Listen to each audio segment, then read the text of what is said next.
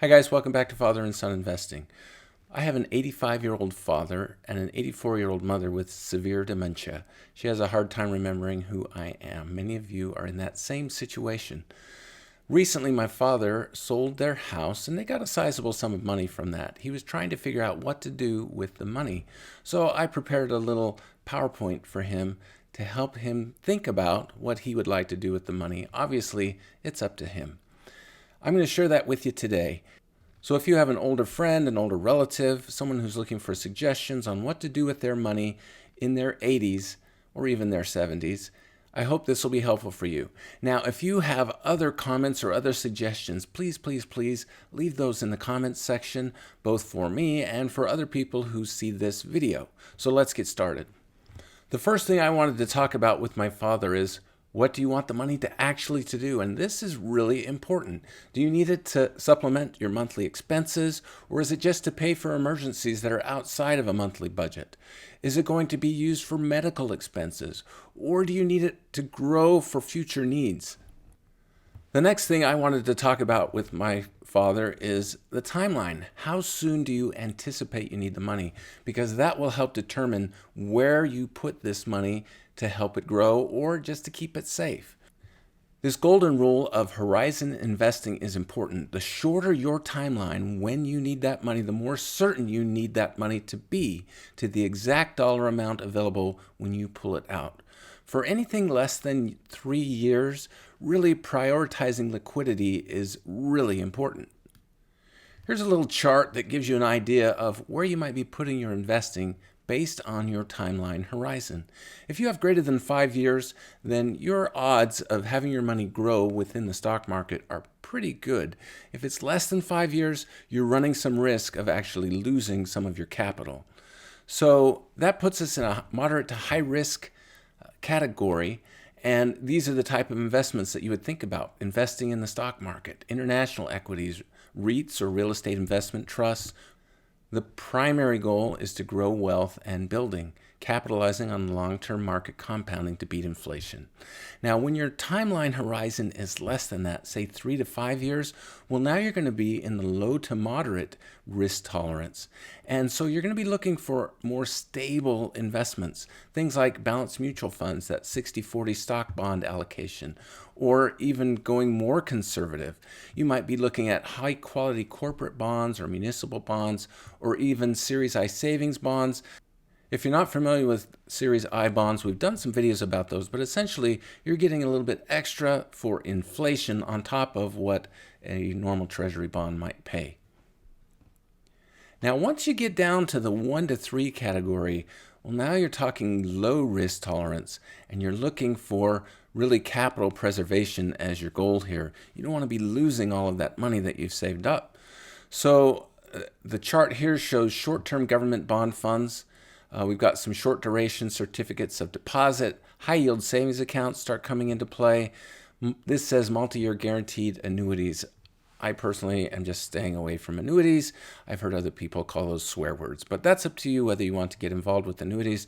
I don't think you'll ever see really a video proposing those on our channel. Now, once you get to less than 1 year, it's liquidity. You need some way of having ready cash on hand. So then you're looking at things like high yield savings accounts, money market funds. Cash management accounts are another possibility. Those are kind of similar to savings accounts in terms of liquidity, but really you're going to find those in brokerage accounts. So for instance, Charles Schwab or Vanguard, you could get a cash management account in there. Now, ultra short treasury bills are another option as well. All right, here's what I propose for my father, having 3 buckets essentially. Bucket 1 is some immediate emergency cash, liquidity here, and I propose that he put about $50,000 of what he got from his home into that. Now, where would you put something like that? High yield savings account, money market fund. Why? Now, this is the break the glass in case of emergency fund.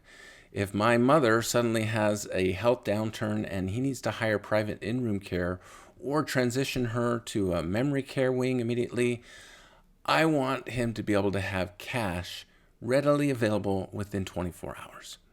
The expectation is that it will earn a decent, safe interest Currently, you can get about 3.5% out of a high yield savings account. But more importantly, it's to try to help him be immune to market fluctuations. Keep in mind, though, with a high yield savings account, those rates are not locked in, and should rates decrease, he's going to see a decrease in the amount of earnings that he's going to get off this bucket 1 emergency cash bucket. Now, bucket 2 that I proposed for him is in the 1 to 3 year time horizon, and I propose that he put about $150,000 into that. He could use a ladder of short-term certificates of deposit or U.S. Treasury bills. Now, I personally would favor U.S. Treasury bills because those are going to be a little bit more liquid than certificates of deposit, depending on the agreement that you make with the bank that's issuing that certificate of deposit. Sometimes they'll have a one-time offer of being able to get some of that money out. Now, why? Why build a ladder? Because as these treasury bills or CDs mature, if he were to build them so that some of them are expiring every month, he would always have a little steady stream of part of this money maturing that he could get to if he needed it more quickly. If he doesn't need the money, he can just roll it over into another part of the ladder. The expectation here is high safety. Those are backed by FDIC if it's a CD, or, of course, the U.S. government if they are treasury bills. The nice thing about this is that the rate of return is locked in. So regardless of what happens with the economy, he would continue to get that same rate of return. Now, bucket 3 that I proposed for my father is in the 3 to 5 year cushion. And I proposed that he put just the rest of the money that he got from his home in there. So that would be about $224,000. And this now, he can start to be looking to get a little bit more growth out of some of this money. And so I propose that he could use high quality corporate or municipal bond funds, some ultra short bond ETFs, or even a conservative multi-asset income fund. Now, I'm a little less in favorable of that last one because you really have to be careful about what the fees are associated with those funds. Why would he use these?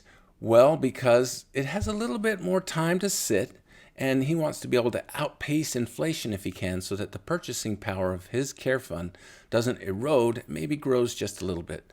Now, what would be the expectations that he might get from such a plan here?